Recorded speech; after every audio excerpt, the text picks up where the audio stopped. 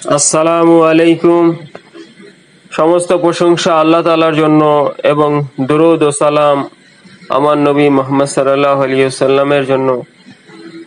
আজকের আলোচনার বিষয় যে মানুষের মনে ভালো চিন্তা ও খারাপ চিন্তা কিভাবে আসে, এই ব্যাপারে একটা হাদিস। নবী করিম সাল্লাল্লাহু আলাইহি ওয়াসাল্লামের হাদিস শোনা ও আমল করার মধ্যে নূর, অসংখ্য নেকি, আল্লাহর রহমত ও বরকত, দুনিয়াতে শান্তি ও আখিরাতে মুক্তি। তিরমিজি শরীফ থেকে বর্ণিত একটা হাদিস। হযরত আব্দুল্লাহ ইবনে মাসউদ রাদিয়াল্লাহু তাআলা আনহু বর্ণনা করেন, নবী করিম সাল্লাল্লাহু আলাইহি ওয়াসাল্লাম ইরশাদ করেন, মানুষের অন্তরে এক প্রকার ভাবনা শয়তানের পক্ষ থেকে উদয় হয়, আর এক প্রকার ভাবনা ফেরেশতাদের পক্ষ থেকে উদয় হয়। শয়তানের পক্ষ থেকে যে ভাবনা উদয় হয় তা এই যে সে মন্দ কাজের প্রতি এবং সত্যকে অস্বীকার করার প্রতি উৎসাহ প্রদান করে।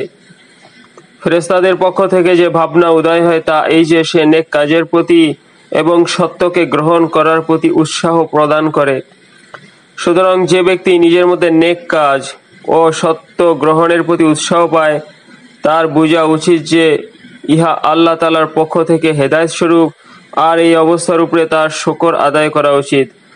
আর যে ব্যক্তি নিজের মধ্যে অন্য অবস্থা অর্থাৎ শয়তানি চিন্তা ভাবনা পায়, তার জন্য উচিত হলো বিতাড়িত শয়তান থেকে আল্লাহ তাআলার নিকট আশ্রয় প্রার্থনা করা, অথবা নবী করিম সাল্লাল্লাহু আলাইহি ওয়াসাল্লাম পবিত্র কোরআনুল কারীমের আয়াত তেলাওয়াত করেন, যার অর্থ হলো, শয়তান তোমাদেরকে দারিদ্রতার ভয় দেখায় এবং গুনাহের প্রতি উৎসাহিত করে।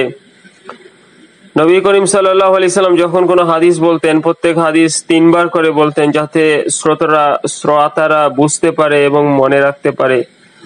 আমরাও হাদিসটা আরেকবার শুনি।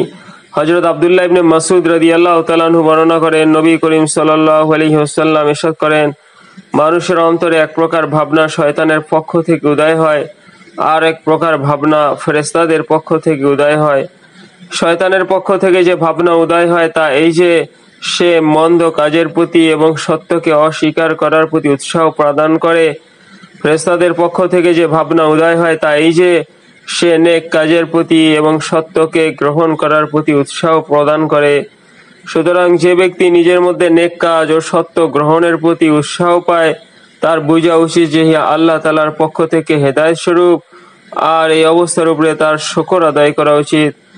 আর যে ব্যক্তি নিজের মধ্যে অন্য অবস্থা অর্থাৎ শয়তানি চিন্তা ভাবনা পায়, তার জন্য উচিত হলো বিতাড়িত শয়তান থেকে আল্লাহ তাআলার নিকট আশ্রয় প্রার্থনা করা, অথবা নবী করিম সাল্লাল্লাহু আলাইহি ওয়াসাল্লাম পবিত্র কোরআনুল কারীমের আয়াত তেলাওয়াত করেন, যার অর্থ হলো, শয়তান তোমাদেরকে দারিদ্রতার ভয় দেখায় এবং গুনাহের প্রতি উৎসাহিত করে। তিরমিজি। আমরা যে হাদিস শুনলাম, আল্লাহ তাআলা এর উপরে আমাদেরকে আমল করার তৌফিক দান করুক। আমরা নিজেরা দোয়া করি, এর উপরে আমল করার চেষ্টা করি এবং অন্যদেরকে এর ব্যাপারে বলতে থাকি। ভালো লাগলে চ্যানেলটা সাবস্ক্রাইব করেন।